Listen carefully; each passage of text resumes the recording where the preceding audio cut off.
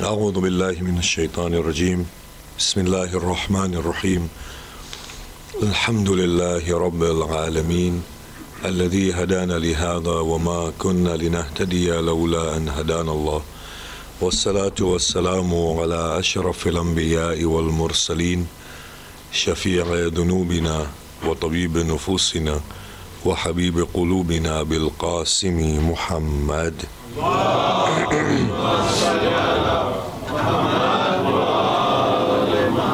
وآله الطيبين الطاهرين المعصومين المظلومين المنتجبين ولعنة الله الدائمة على أعدائهم أجمعين.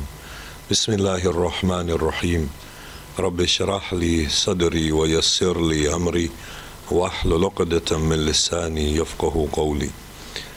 أما بعد، السلام عليكم جميعا ورحمة الله وبركاته.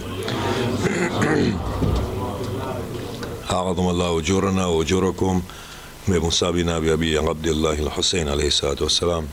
بسم الله الرحمن الرحيم. We were talking of shirk being our state of being satisfied at ourselves, and that is the ultimate gesture, expression of being pleased with stagnation. And the whole process is one of self-realization. It stands to reason that the one who is satisfied at his or her restricted state cannot dissolve into a greater being. We stated, and we are beginning to point at this, that the ideal state for a person yearning Allah subhanahu wa ta'ala actively ought to be a state that allows for change, growth, evolution, development, as is witnessed within existence at large, or to be in accord with the existential principle of breaking every limit, every boundary, and growing and becoming something greater. What this leads us to understand is that the ideal state is one of fluidity. Just as in the outside world there is constant motion, the inside world should allow for constant growth. This is what we are beginning to point at. The whole idea is one of becoming. Now, before we go anywhere else, there was a very important question posed from the sisters last night, and I thought it's better we discuss it here than to have answered it last night. It was one that pointed at a certain inconsistency that is within this particular thought that we are promoting. We gave lectures last year in Birmingham on human Islam, which spoke of the outer state of growth and becoming godly, the principle of rejection, denial, la ilah, which basically stipulates that there is no limit, but that we surpass it. We thrive on challenges. Even if there wasn't a challenge, we would create one in order to overcome it. Challenges like suffering, like grief, allow us to burst forth. It allows us to explore the fullness of our existence. We are met with challenges only for us to overcome them. Man has never been subdued by any challenge. He has an intrinsic feature within himself, the inner dynamics, that he thrives on challenges and bursts forth. As opposed to sitting on the prayer mat and asking and begging a God for the cure of diseases, he becomes the hand of God and cures diseases. As opposed to sitting defeated, he defies defeat and arrives at a pedestal where he himself is becoming godly. Although the word godly is not right in this context, he himself yearns to attain Godhead. He yearns to attain the ranks of divinity. He has become the creator of light.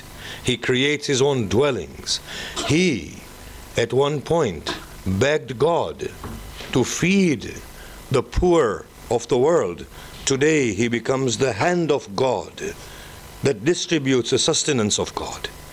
Now, isn't there an inconsistency between that thought in which we are driven by ambition and between this thought in which we are saying that the ideal inner state is the effacement of my personal identity and my individuality so that I may fade away into something greater and embrace the overall reality, or to lose myself in He who truly is?